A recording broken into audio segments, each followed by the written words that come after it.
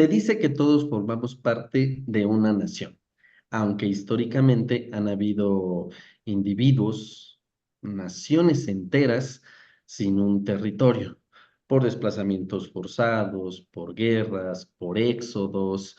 eh, Cabe recordar simplemente el famoso éxodo religioso que se cuenta en la Biblia, pero es cierto que si nosotros no formamos parte de una nación, tal vez no somos una persona en el derecho.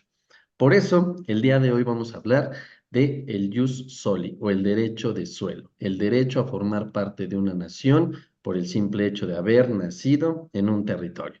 Bienvenidos a un nuevo podcast de Diam SC. Hoy, como siempre, me acompaña mi querido amigo, socio, compañero de batallas, compañero en el jus soli, hermano no de jus sanguini.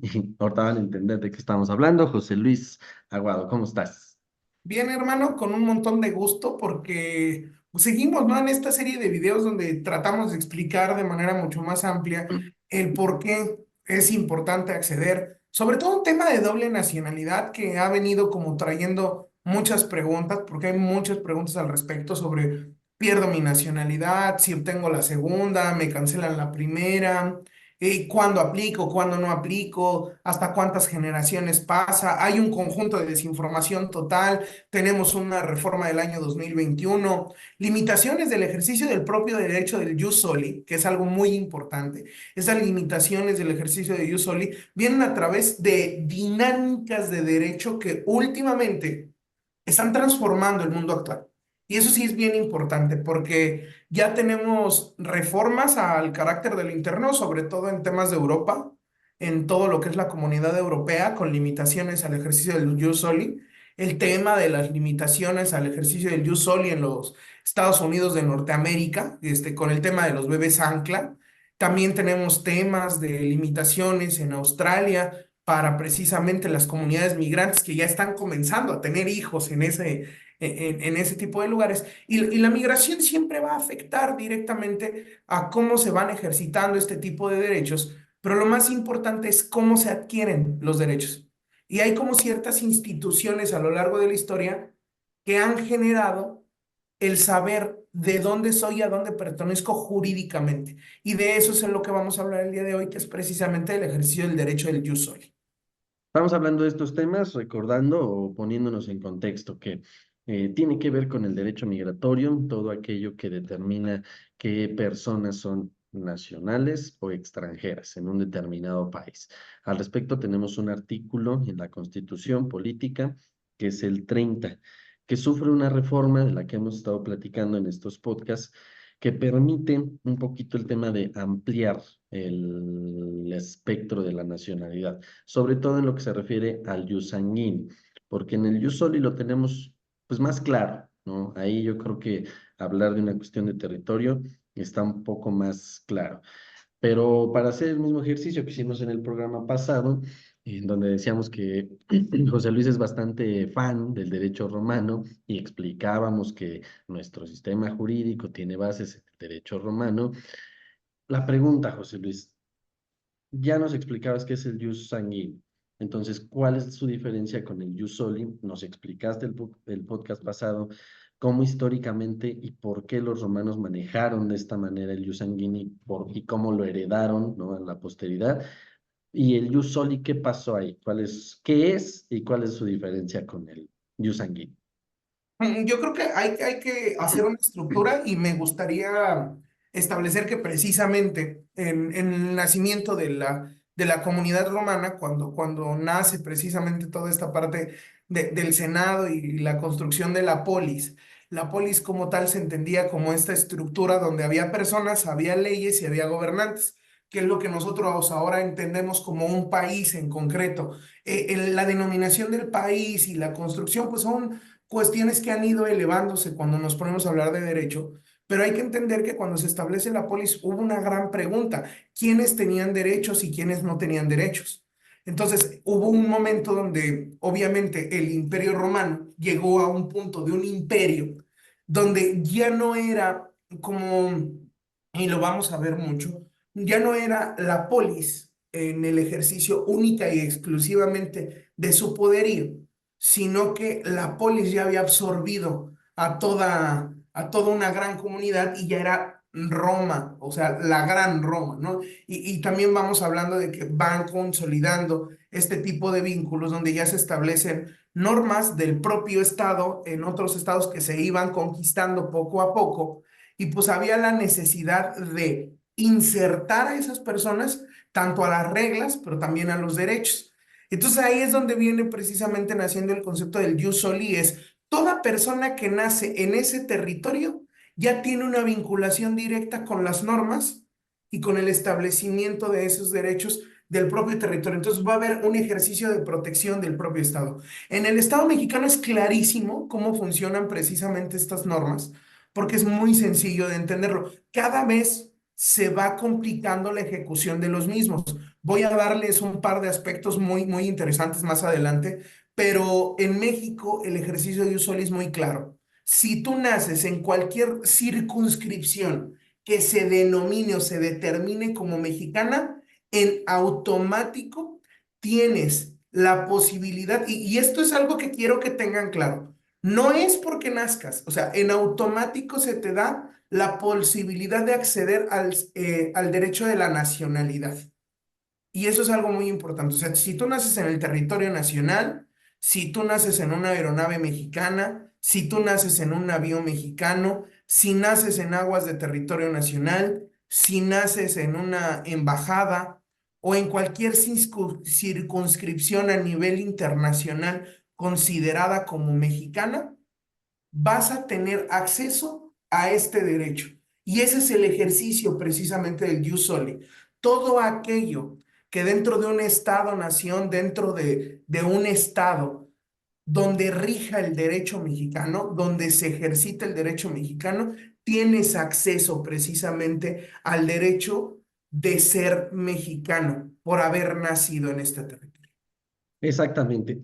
Ahora, perdón, el tema del territorio se entiende como pues la extensión geográfica que posee un país, ¿no? En este caso, todos conocemos el mapa de México, ¿no? Cómo está estructurado, pero la Constitución y las leyes sobre el reconocimiento de la nacionalidad que tiene que ver con el registro civil nos hacen saber que también se considera territorio mexicano, naves, eh, embarcaciones, quiero decir, naves aéreas. Entonces, es un caso interesante, ¿no? Alguien que nace en un barco, que nace en un avión, siendo mexicanas estas, también se puede considerar mexicano. Digamos que es como una extensión del territorio mexicano.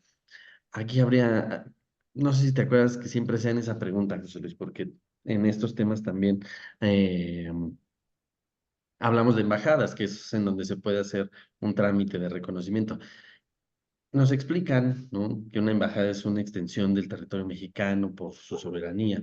¿Alguien que nace en una embajada es mexicano, José Luis? Claro, por supuesto, porque precisamente, como bien lo decías, Ernesto, tenemos que entender que el territorio se refiere al lugar de influencia donde ejerce el derecho y eso es un tema bastante complejo, porque nosotros sabemos que el territorio nacional, pues nosotros lo dibujamos y todo el mundo recuerda a México como ese espacio de tierra muy bonito, que solo es México, pero entendamos que eso no es México, o sea, México tiene una cierta circunscripción de aguas, ajá, donde se considera que es México. Eso significa que si yo nazco en una embarcación cualquiera, o sea, voy a pescar porque ya tengo 8 meses, pues obviamente si llego en esa parte, pues ya nací dentro del territorio nacional, ¿no? O pongamos un ejemplo, digo, una balsa que naufraga de algún otro país y es recuperada precisamente en estas aguas internacionales, reconoce el ejercicio del derecho de la persona que ha nacido allí, pero también depende del ejercicio de las normas. Entonces, por ejemplo, una aeronave nacional mexicana, esa aeronave se rige bajo los efectos de Exactamente. las normas mexicanas.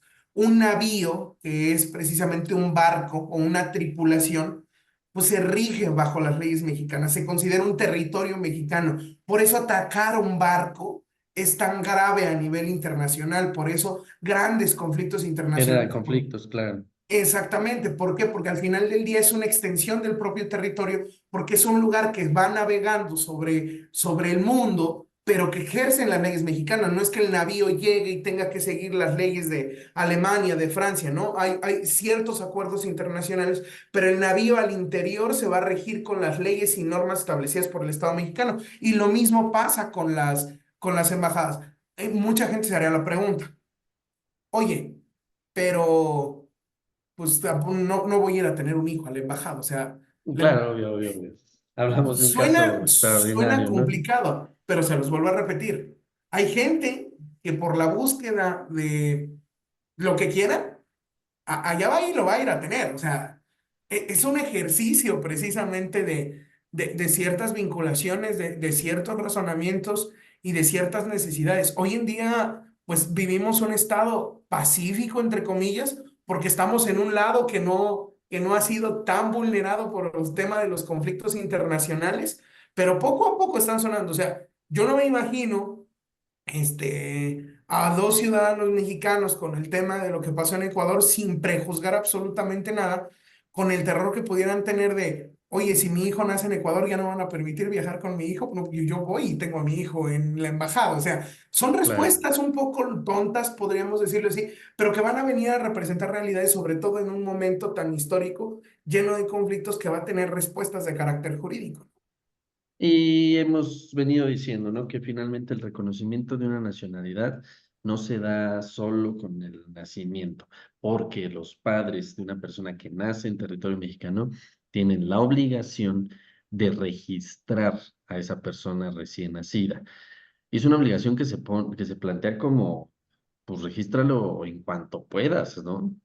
Probablemente para la madre es difícil salir en los primeros días después de un parto, pero acudir al registro civil lo más pronto posible.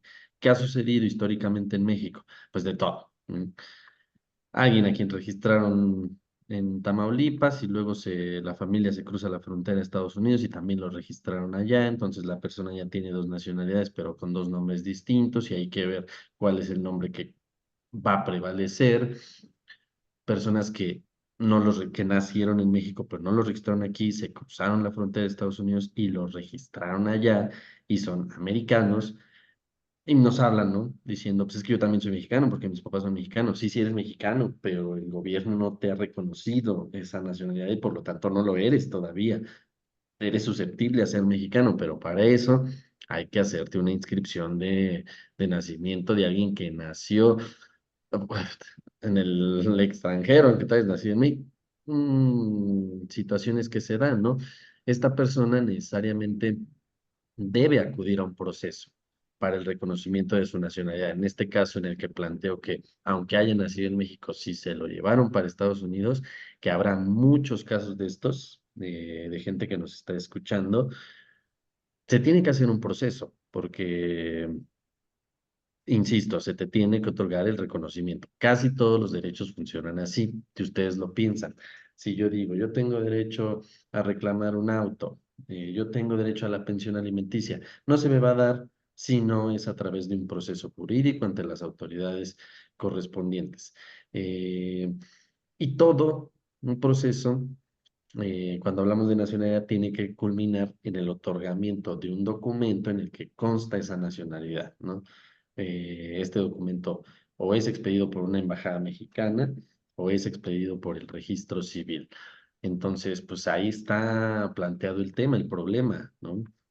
Si tú consideras, si a ti te pasó, tú que nos estás escuchando, que insisto, yo creo que habrá mucha gente en esta situación, porque hemos estado analizando un poquito las consultas que nos llegan, ¿no, José Luis? Y mucha gente en esta situación de que nacían en México, pero se los llevaban a Estados Unidos muy chiquitos y pues realmente son americanos ahorita, pero podrían ser mexicanos, podemos hacer un proceso, ¿no? Podemos y deberían, ¿no? Y debes tú, si me estás escuchando, considerar que debes hacer un proceso para el reconocimiento de tu nacionalidad mexicana, porque pues la tienes, ¿no? Ya con el por qué, si es jus sanguini, lo que explicábamos el otro podcast, porque tienes eh, ascendencia mexicana o porque naciste en territorio mexicano, en cualquiera de las dos maneras, ¿no, José Luis?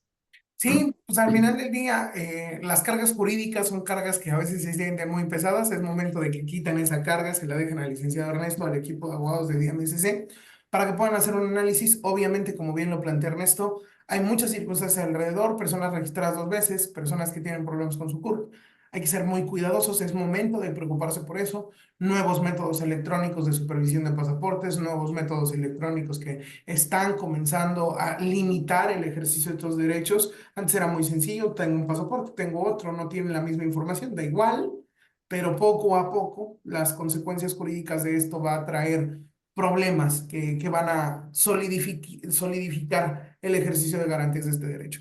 Pero pues bueno, les agradecemos mucho que estén en contacto con nosotros, les pedimos que nos sigan en todas nuestras redes sociales, van a estar apareciendo por aquí al final del video, recordándoles también que ya nos encontramos en Spotify para que puedan estar escuchando nuestro podcast. Y por último, Ernesto, te pido por favor que despidas el video con nuestra frase primordial y con el gusto del mundo de hacerla. Claro que sí. Recuerden, amigos, que nadie es ilegal en este mundo. Hasta luego. Cuídense.